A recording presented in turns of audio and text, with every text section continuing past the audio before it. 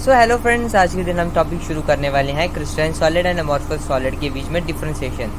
पहले आपको एक मैं इंपॉर्टेंट बात बता दूं, जब भी आपको पेपर में लिखना हो ना, पहले डेफिनेशन लिखनी, जिससे क्या होता है इम्पैक्ट अच्छा बढ़ जाता है। उसको जो एग्जामिनर होता है उसको लगता है कि जो बंदा लिख रहा है उसको पहले से सब कुछ आता है। तो अभी हम पढ़ने वाले हैं क्रिस्टलाइन और अमॉर्फस सॉलिड के बारे में। आपको एक रियलिटी की ऐसी चीज़ बताऊँगा जो आपको टीचर बड़े रियर ही बताएंगे। जो क्रिस्टलाइन सॉलिड होते हैं वो होते हैं जैसे हम बर्फ़ में पानी डाल के जो आइस बनाते हैं ना, उसे हम कहते हैं क्रिस्टलाइन सॉलिड। अमॉर्फस सॉलिड उसे कहते हैं जो आपने यूट्यूब में काफ़ी, मेरे को लगता है एग्जैक्टली कोई 80 to 90% स्टूडेंट्स ने इस वीडियो को देखा होगा कि क्या होता है कि जब हम पानी को कोई मतलब जमने की फ्रीजिंग पॉइंट से, आइस बनने से पहले थोड़ी सी पहले उसको ठंडे पानी को बाहर निकाल के जब नीचे गिराते हैं तब एक बुरबुरी सी आइस बनती है। या आप स्नो रख लो, जो स्नो आ गई उसकी कोई परफेक्ट शेप है नहीं है। अगर आप उसकी चाहो तो कोई परफेक्ट शेप नहीं है, वो एक ऐसे रुई टाइप की होती है। तो वो रुई टाइप की आ गई, उसकी कोई परफेक्ट शेप नहीं है, इसलिए वो अमॉर्फस सॉलिड आ गई। और ये आ गई क्रिस्टलाइन, जिसकी परफेक्ट शेप है उसे हम कहते हैं क्रिस्टलाइन सॉलिड। अभी हम इसकी डेफिनेशन पढ़ेंगे और आपको ज़्यादा तरीके से समझ आएगा। Arrangement of constant particle is ordered, ये मैंने थोड़ा ऐसे लिखा है, आप इसमें ऐसे लिख सकते हो। In crystalline solid the arrangement of constant particle is ordered. In fact this order is a long range order, for example quartz, sodium chloride etcetera. ठीक है, अब इस एग्जाम्पल को छोड़ो, एग्जाम्पल ये आपको लिखनी ज़रूरी है पेपर में, बाकी आपको मैं इसका मतलब समझाता हूँ। Arrangement of constant particle is ordered, जो अरेंजमेंट होता है कांस्टेंट पार्टिकल्स का इन क्रिस्टलाइन सॉलिड इज ऑर्डर्ड। आपको कांस्टेंट पार्टिकल्स के बारे में मैंने बताया हुआ है, जिन्हें एटम्स कहते हैं। एटम्स या मॉलिक्यूल जो भी आ गए उनकी जो अरेंजमेंट होगी, जैसे ये एक एटम आ गया, ये दूसरा एटम आ गया, ये तीसरा एटम आ गया। आपको इतनी बात बता देता हूँ, कभी भी एक एटम और दूसरा एटम के साथ कभी जुड़ता नहीं है। मैंने अपने हाथ को ऐसे लगाया ना, मैं अगर केमिस्ट्री के हिसाब से देखा जाए तो मैंने कभी अपने हाथ को ज़िंदगी में किसी भी चीज़ को मैंने आज तक टच ही नहीं किया, क्योंकि कभी भी एक एटम दूसरे एटम के साथ टच नहीं होता। आपको एक इंटरेस्टिंग फैक्ट बनाता हूँ, ये देखो, क्या आप कोई आवाज़ सुन पा रहे हो? मैं कॉपी की जो आवाज़ मार रहा हूँ वो आवाज़ सुन पा रहे हो? ये आवाज़ क्यों क्रिएट हो रही है?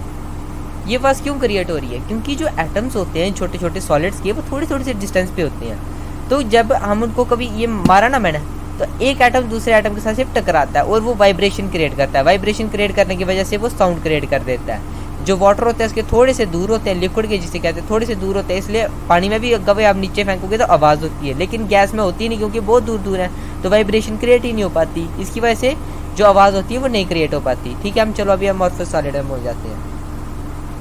The amorphous word is taken from Greek language which means no form.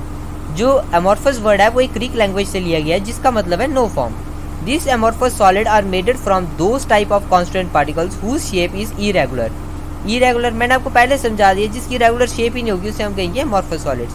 And they have short range order. अभी मैं शॉर्ट रेंज ऑर्डर का आपको मतलब आगे समझाने वाला हूँ। For example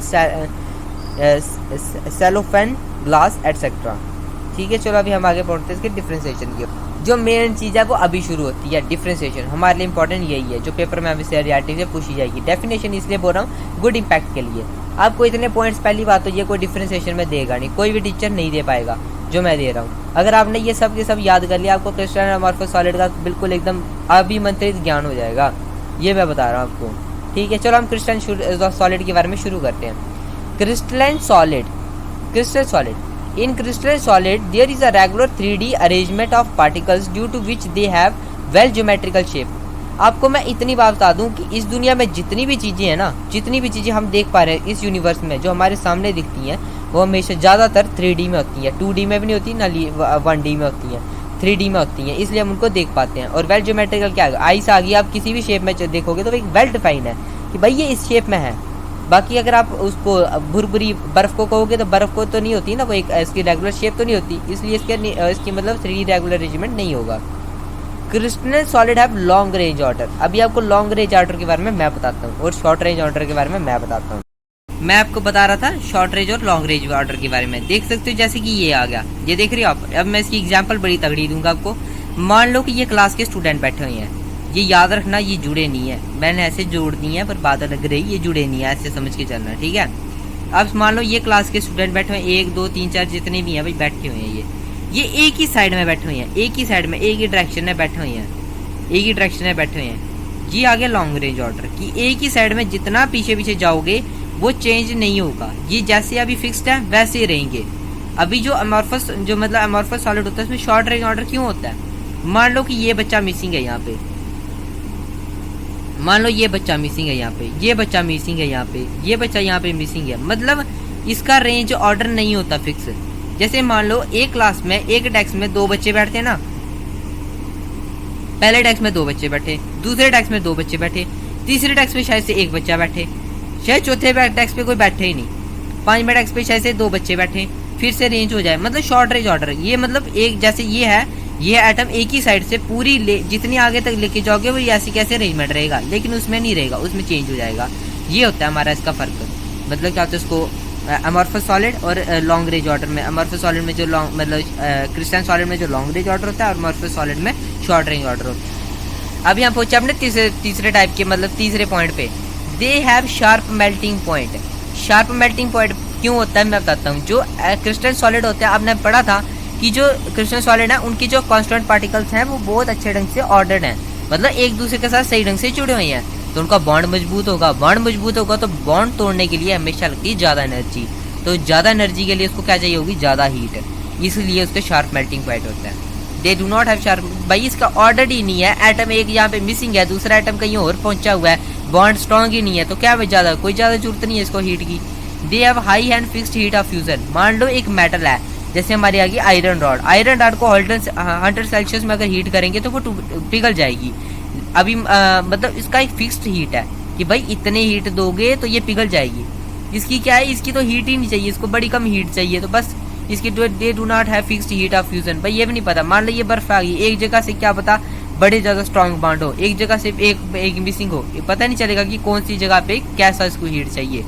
they are anisotropic, they are isotropic. अभी आप सोच रहे होंगे ये एनाइसोट्रॉपिक और आइसोट्रॉपिक का क्या मतलब है। भाई अभी मैं आपको बताता हूँ। Isotropic, if we break this word into 2 parts, iso and tropic, which means that iso means same and tropic means direction. If physical property measurement are same along all direction, then it is called isotropic. अभी ये reality बताऊं तो बात आपको रत्ती पर नहीं समझ आई होगी। अब मैं आपको बताता हूँ क्या होता है।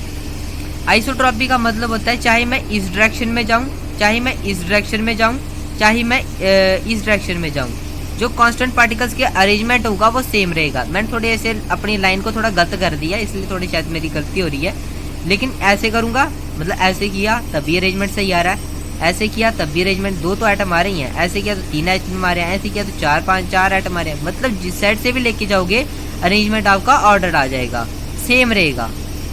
उसे कहते हैं हम isotropic. If physical property measurement are same along all direction then it is called isotropic. जैसे हमने पढ़ देखा था, एक साइड से बिल्कुल सीधे जा रहे थे, एक साइड से बिल्कुल सीधे जा रहे थे, एक साइड से ऐसे भी सीधे जा रहे थे, इसलिए ये आ गया आइसोट्रॉपिक। और एनआइसोट्रॉपिक का क्या मतलब होता है, जब सेम नहीं होंगे। अभी कैसे नहीं होंगे सेम, अभी आपको बताता हूँ। जैसे कि ये आगे हमने पढ़ा था क्रिस्टलाइन सॉलिड में, उनका ऑर्डर बिल्कुल सेम होता है। अभी मेरे को ये बताओ कि ये तो सीधा सही जा रहा है, क्या इसका सही सीधा जा रहा है? इसका ऑर्डर कभी भी सही नहीं बनता। ये वाला देखो यहाँ पे बिल्कुल सही नहीं बनता है कभी भी इसका ऑर्डर। मेरे में इसमें शायद से ऑर्डर अगर आपको लग रहा है कि सही बन रहा है तो मैं आपको बता दूं कि भाई मेरे पास वो 3D वाली प्रिंटिंग मतलब 3D वाला कंसेप्ट नहीं है। अगर शायद होता मैं आपको अच्छे ढंग से समझा पाता, पर इसमें जो होता है इसका ऑर्डर होता है बिल्कुल सही नहीं होता हर डायरेक्शन में, इसलिए इसको हम बोलते हैं, इसलिए हम इसको बोलते हैं ये एनाइसोट्रॉपिक है क्रिस्टलाइन सॉलिड। और आइसोट्रॉपिक क्योंकि यार एक जगह से मिसिंग होता है ना उनका, मतलब मान लो यहाँ पे ऐसे आ गया, खुले खुले होते हैं उनके एटम, थोड़े थोड़े खुले खुले होते हैं, तो जिस साइड से भी आप डायरेक्शन लेना चाहो ले सकते हो। यहाँ पे क्या होता है, इसमें डायरेक्शन सही ढंग से नहीं ली जाती, ये इसलिए इसको कहते हैं आइसोट्रॉपिक। और अमॉर्फस सॉलिड को कहते हैं isotropic. They are called true solid, they are called pseudo solid. अब मैं इसको फॉल्स सॉलिड भी लिख सकता था, लेकिन प्स्यूडो इसलिए लिखा ताकि ये अच्छा लगे। ट्रू सॉलिड मतलब इसमें जो आइटम होते हैं सब सही ढंग से लगे होते हैं और बिल्कुल एक ही आइटम के होते हैं बने हुए, ठीक है। अभी क्रिस्टलाइन सॉलिड में हम पहुंच जाते हैं अगले पॉइंट पे।